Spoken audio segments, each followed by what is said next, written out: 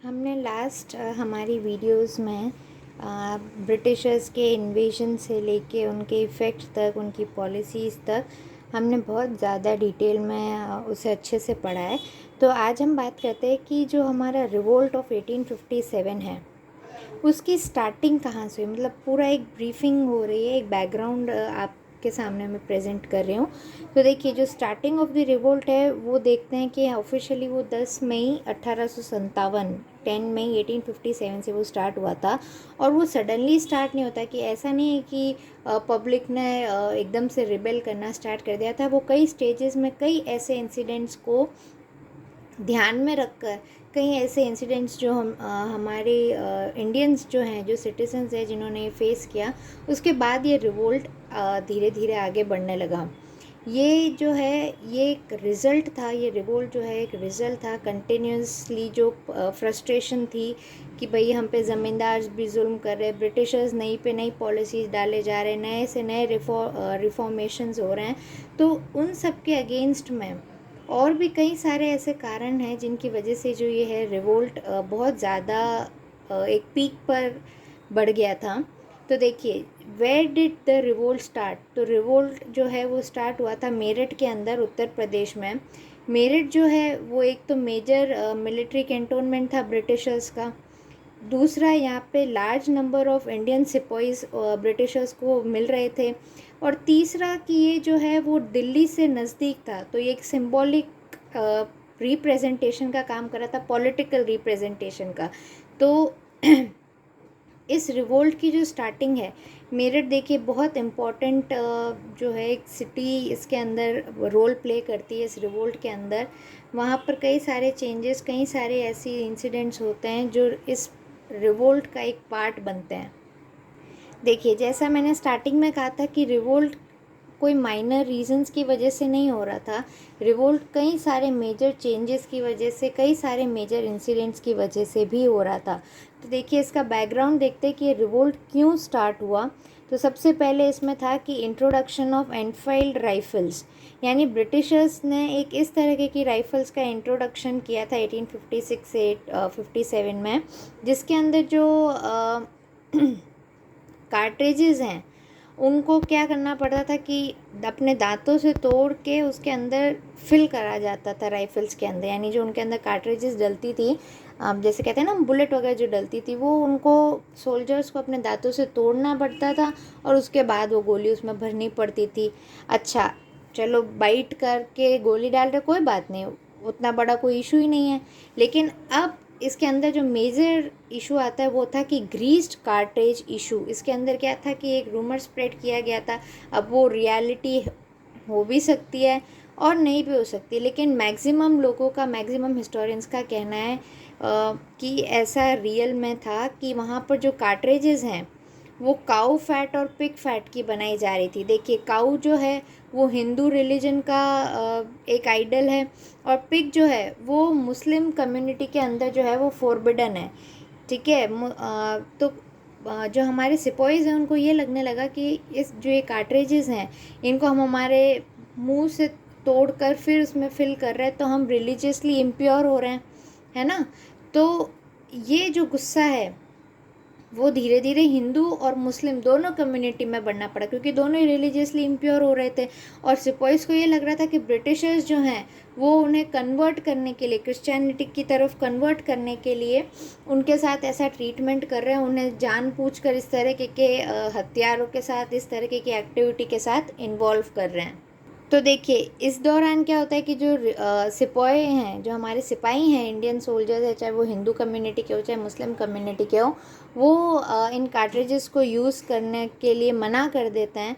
तो ब्रिटिशर्स क्या करते हैं, उन्हें पनिश करते हैं, उनके ऊपर अपना गुस्सा, ह्यूमिलेशन, कई तरीके के टॉर्चर करते हैं, जिससे वो इस चीज़ से बच ना सके। इस चीज़ को ज़बरदस्ती हमारे सोल्जर्स पर थोपा जा रहा था, कि क्योंकि ब्रिटिशर्स को कोई फ़र्क नहीं पड़ रहा था, उनको अपना पावर मेंटेन करना था, बाय हुक और बाय क्रुक। अच्छा, इसके बाद इमीडिएट इवेंट्स क्या होने लग गए थे रिवोल्ट के। तो देखिए, सबसे पहला जो इंसिडेंट आता है वो आता है हमारा मंगल पांडे इंसिडेंट, जो हुआ था 29 मार्च 1857। वो जो हैं मंगल पांडे जो हैं वो बैरकपुर बंगाल में एक जो थी सोल्जर्स की जो ट्रूप था उसके वो सोल्जर थे। तो उन्होंने क्या किया, सबसे पहले इनिशिएटिव उन्होंने किया था जब पता चला था, तो उन्होंने रिफ्यूज़ कर दिया था ऐसी कार्ट्रिजेस को यूज़ करने के लिए। दूसरा, उन्होंने ब्रिटिश ऑफिसर्स पर अटैक किए। उन्होंने सोल्जर्स को गैदर किया कि हमारी जो ये हम हैं, कोई बात नहीं, हम ब्रिटिश सेना में काम कर रहे हैं, हम ब्रिटिशर्स के लिए कर रहे हैं, लेकिन हम हमारे रिलीजन को, हमारे रिलीजियस प्रैक्टिसेस के अगेंस्ट जाकर हम किसी भी ब्रिटिशर की हेल्प नहीं करेंगे। तो उन्होंने सोल्जर्स भी गैदर किए। उन्होंने ब्रिटिशर्स के अगेंस्ट में एक रिवोल्ट टाइप जो है तैयार कर लिया था। लेकिन आगे चल के क्या होता है, ही गॉट अरेस्टेड और ही वॉज एग्जीक्यूटेड ऑन 8 अप्रैल 1857। तो मंगल पांडे जो है वो यहाँ पे फर्स्ट मार्टिर हो जाते हैं रिवोल्ट के। देखिए, रिवोल्ट के लीडर्स तो कई सारे हैं, लेकिन इसकी जो शुरुआत सेना में ही आपस में कोऑर्डिनेट कर तैयारियां हो रही है। बड़े लेवल पर इतना ज़्यादा वो नहीं है, लेकिन हाँ, उसका इनिशिएशन जो है, उसकी जो स्टार्टिंग स्टेज है वो डेवलप होना शुरू हो रही है। उसके बाद में जो है ब्रिटिशर्स ने क्या किया कि जो पनिशमेंट है वो देना शुरू कर दिया। मेरठ के अंदर जो सिपाहीज़ हैं उनको पनिशमेंट देना शुरू कर दिया था। तो 85 इंडियन सिपाहीज़ जो हैं उन्होंने क्या कर दिया, रिफ्यूज़ कर दिया कार्ट्रिज यूज़ करने के लिए। तो ब्रिटिश अथॉरिटीज़ ने क्या किया, उनकी पब्लिकली यूनिफॉर्म्स को स्ट्राइप ऑफ कर दिया। यानी उन जैसे बीच चौराहे में ला के वर्दी उतरवा देते ना कि तुम हमारी सेना के लायक नहीं हो, तो इस तरह से उन्हें ह्यूमिलेट करना, उन्हें टॉर्चर करना, उनकी इंसल्ट करना शुरू कर दिया। उनको चेन्स में, हथकड़ियों में बांधना शुरू कर दिया कि अच्छा, अगर तुम हमारे लिए काम नहीं करोगे तो तुम हमारे काम के नहीं, तुम अब सज़ा भुगतो।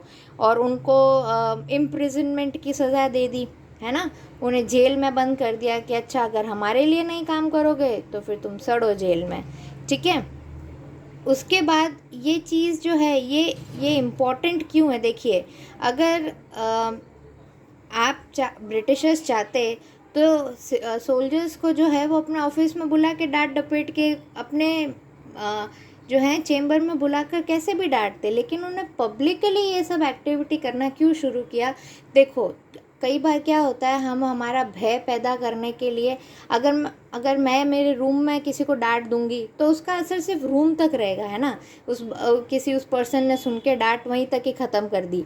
लेकिन अगर मैं उसको पब्लिकली ह्यूमिलेट करती हूँ, पब्लिकली ज़ोर से डांटती हूँ, तुम्हारी ऐसी हिम्मत हो गई, तुम ये कर सकते हो तो हम ये करेंगे तुम्हारे साथ, तो ये ऐसी पब्लिकली स्टंट करने का कारण होता है कि पब्लिक के अंदर फियर बढ़ाना, पब्लिक के अंदर सेल्फ डाउट क्रिएट करना, पब्लिक के अंदर क्वेश्चंस रेस करना, उनकी सेल्फ रिस्पेक्ट जो है उसको हर्ट करना कि अच्छा, इस कम्युनिटी ने या इस पर्सन ने अगर इस तरह से बगावत की तो उसके साथ ऐसा ट्रीटमेंट किया जाएगा, फिर चाहे वो कोई भी हो, किसी भी रिलीजन का हो, किसी भी कास्ट का हो, किसी भी कम्युनिटी का हो, ठीक है। तो इससे क्या हो गया कि जो दूसरे सिपाहीज़ हैं उनके अंदर जो है वो इंसल्ट, गुस्सा और फियर ऑफ लूजिंग जो रिलीजन है, रिलीजन के प्रति जो उनकी रिस्पेक्ट है वो खोने का भी उनमें डर हो गया था, क्योंकि ब्रिटिशर्स अब रूल के साथ साथ रूड भी होने लग गए, ठीक है। समझिए इस बात को, रूल तो वो हम पे कर ही रहे हैं, लेकिन अब उनकी रूडनेस अपनी सीमा पार करती जा रही है। तो ये जो है ये एक फाइनल ट्रिगर बन गया था कि अच्छा, पहले तो ये हम पे राज भी कर रहे थे, इन्होंने हमने इनके कहे हर चीज़ भी करी, अब ये हमारे रिलीजन के ख़िलाफ़ चीज़ें करने वाले हैं, हमको भी उस चीज़ को करने के लिए इनिशिएट कर रहे हैं। तो इस वजह से जो है वो सोल्जर्स के अंदर बहुत ज़्यादा एंगर भर चुका था कि अब बस, अब हम इसको और नहीं सहेंगे। इसके आगे के इंसिडेंट को अगर आपको देखना है तो प्लीज़ मेरे चैनल को सब्सक्राइब करिए, दक्षता स्टडी हब, और इसे ज़्यादा से ज़्यादा इस वीडियो को शेयर करें और लाइक करें।